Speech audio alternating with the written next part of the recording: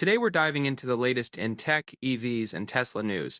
We've got the big Tesla holiday update coming up, Model Y sales booming in China, Waymo ramping up, Jeff Bezos launching his new project Prometheus, and more. First off, Tesla keeps rolling out software updates. The current build, version 2025.44, hints at the foundation of the upcoming holiday update. It also includes a dashcam update for Tesla's Intel-based infotainment systems, instead of the newer AMD ones.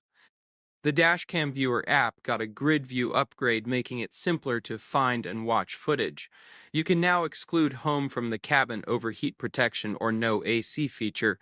Plus, the UI shows icons for supercharger, wall connector, mobile connector, or third-party chargers when your car's plugged in. The big buzz, though, is about this year's Tesla holiday update, which has become an annual tradition. The first one dropped back in 2018 with the Model 3. That update added the browser, calendar, and energy app for the Model 3. Then across the whole lineup, they rolled out the first Navigate on Autopilot beta, including lane changes. We also got features like Keep Climate On, emissions testing mode. In 2020, they added Boombox, emissions testing mode upgrades, and text messaging. Then OS version 11 came out, introducing a new interface, a customizable dock, and side cameras used as blind spot monitors. Even though we're used to these now, they were new back then.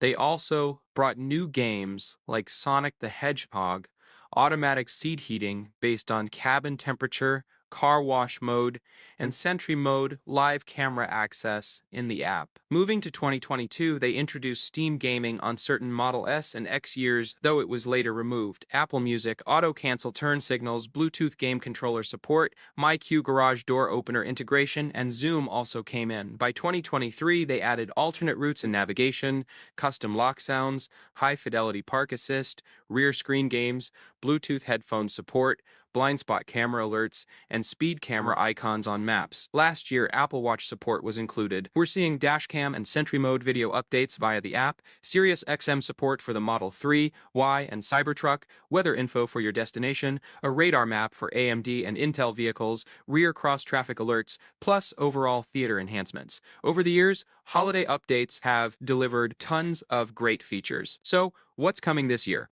First up, a revamped Santa mode for the refreshed Model S and X with better animations, visuals, and maybe use of the rear screen. Looks like they're adding a wake word for GROK, maybe something like Hey GROK or Hey Tesla. I'd bet on Hey GROK since Hey Tesla doesn't quite fit. It's not integrated to control the car just yet. They're also bringing GROK support to older Intel MCU vehicles, so more cars get this handy assistant.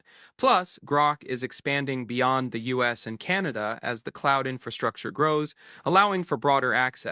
They'll add more custom vehicle wraps and license plate visuals across more models to enhance personalization inside the car, making the experience even better for drivers. Expect enhanced FSD visuals with more detailed 3D models of cars and objects. Driver profile updates might finally save things like lumbar support settings. We should see improved charging visuals in the UI showing what charger you're using. Some cars already have this. Tesla might also start using Unreal Engine for some car graphics, and GROK integrating more vehicle controls would finally make the Hey Tesla wake word make sense. This is a bit speculative, but many people are hoping we can ask GROK to adjust the AC, change the navigation, and other features simply by using natural language, not just the basic voice commands Tesla has now. Alongside that, folks are also looking forward to Boombox version 2, which might bring more horn sounds, different lock sounds, remote sounds via the app, and even more customization options.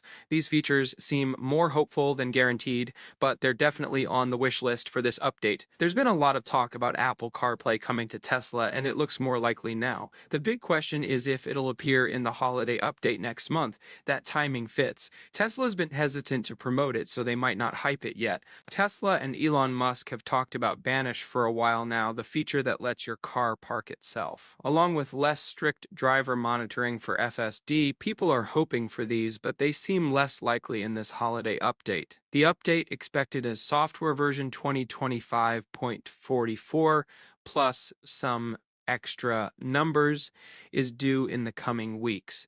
It aims to be Tesla's biggest update of the year, hopefully bringing both fun and useful features. What's one feature you'd really want in this Tesla holiday update? Drop a comment below and share your thoughts. Now, shifting gears to Tesla sales, there's a lot of chatter about how they're actually doing. Some say Tesla's sales are struggling in China, but then they roll out the Model YL. Similarly, in the US, we hear mixed things, followed by the launch of a new, more affordable Model Y, not quite as cheap as we'd hoped. Still, it looks like China is doing pretty well. The Model Y order page there now says the company's 2025 sales capacity is basically sold out. This applies to all 4 variations of the Model Y available in China. Delivery estimates for the base RWD and Model YL are around 4 to 8 weeks, but for the long-range RWD and AWD versions, it's showing up to 13 weeks, meaning those could arrive after the year ends. This is specifically for custom orders with certain options, so you might still find some trims in stock there. That longer delivery time definitely points to strong demand for the Model Y in China as we near year's end. Even with growing competition from local brands like BYD and Xiaomi's YU7, Tesla is holding strong. In China, Tesla's full self-driving version 14 still awaits full regulatory approval. Elon Musk hinted it might face delays due to Tesla's timeline or regulatory hurdles, expected around February or March 2026. Since FSD is new there, we'll see if it impacts sales. Despite this, Tesla remains strong against local competitors, with solid sales and demand continuing for the Model Y. Tesla is selling their Model Y in every trim over in China, including the Model YL. Tesla's full self-driving version 14.1.7 is rolling out to more owners now, covering Model 3, Y, S, X, and Cybertruck. Honestly, this update is urgently needed. We've had some rain lately here in California. Not heavy, but the FSD has struggled a lot. Waymo has already launched fully driverless rides with an empty passenger seat and their system in full control. They've just expanded into 5 new US cities. Miami is live now, with Dallas, Houston, San Antonio, and Orlando coming soon. This is one of their most ambitious expansions, adding to cities like San Francisco, LA, Phoenix, Atlanta, and Austin. Initially, rides will be for employees or controlled tests, with plans to open up publicly for paid rides in 2026. What's cool here is that Florida and Texas are leading this rollout thanks to favorable regulations and big cities ready for autonomous vehicles. Miami is already live, and they're planning expansions to Detroit, Las Vegas, Nashville, San Diego, Washington, D.C., and even London, aiming to make driverless tech more mainstream soon.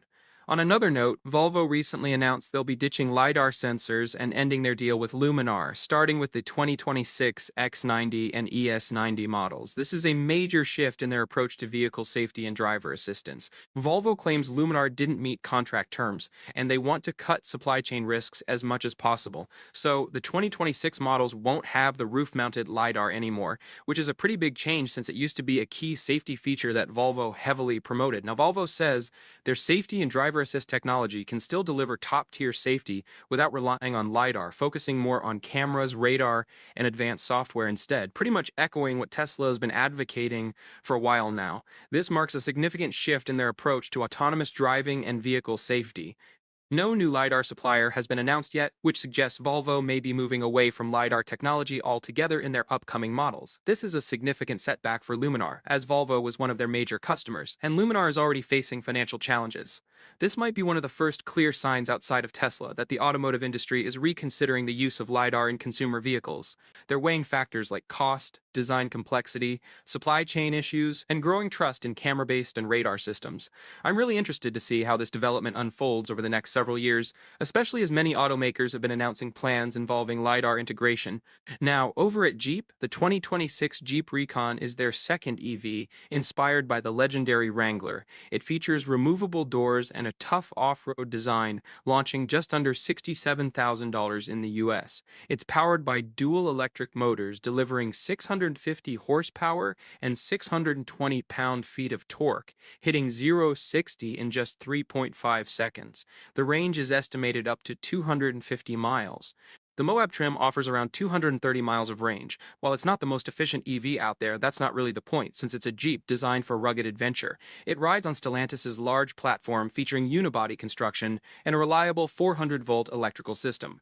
Key off-road capabilities include standard all-wheel drive and an electronically locking rear differential, making it ready for tough terrains and challenging conditions. The Moab trim packs 33-inch all-terrain tires, skid plates, plus a sealed waterproof battery and electrical components. The big highlight, a 9.1-inch ground clearance. All this means it's not the most efficient ride out there, which is why we don't see range over 300 miles, despite that huge battery pack. But honestly, that's the trade-off Jeep fans seem to happily accept. Inside, you get a 12.3-inch driver display and a 14.5-inch center screen. They'll build this in Mexico, with sales kicking off early 2026 after production begins. Next up, Jeff Bezos is back as co-CEO of a new AI startup, Project Prometheus, which has raised $6.2 billion.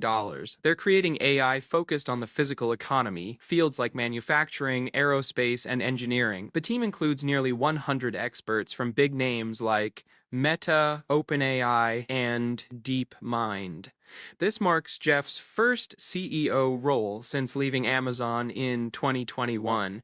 It's a big move into AI with serious backing from day one. Aside from his work with Blue Origin, not much is known yet about specific products or timelines, but that huge funding shows they mean business right from the start. It feels like almost every billionaire is diving deep into AI for the long haul. Meanwhile, at Amazon, Ford's teaming up to let customers browse and buy Ford-certified pre-owned cars right on Amazon's site, launching initially in U.S. cities like Los Angeles. These certified pre-owned cars have passed Ford's inspections and warranty rules. The cool part? Most of the buying process can be done online, checking inventory, financing, and paperwork. Then you just pick up the car at a Ford dealership. About 160 to 180 dealers are interested and 20 are already rolling it out. Ford's following Hyundai in using Amazon's car sales platform. Ford, which previously teamed up with Amazon for new vehicles, is now the second major automaker selling through Amazon's car platform. This move shows Ford's push to grow its online sales and adapt to shifting buyer habits, especially with Tesla changing the game. More people want to buy cars online and skip the dealership hassle, and Ford's jumping in. Lastly, today, xAI has launched GROK 4.1, now available for all users on grok.com and the mobile apps. You can choose this update directly or get it automatically. The focus here is on more natural, emotional, creative, and cooperative responses while keeping reliability. It uses xAI's advanced RL system with agentic reasoning reward models to improve tone, personality, and alignment. They did a quiet rollout from November 1st to 14th to test with real users, and about 65% preferred this new model. In some benchmark tests, this model is ranked number 1 overall, with the second spot in non-reasoning mode. A key highlight is the significant reduction in hallucinations, which is a big step forward, though we're all eagerly waiting for the day when hallucinations are completely eliminated. That wraps up today's latest updates on tech, electric vehicles, and Tesla. Thanks so much for watching, and I'll catch you in the next one.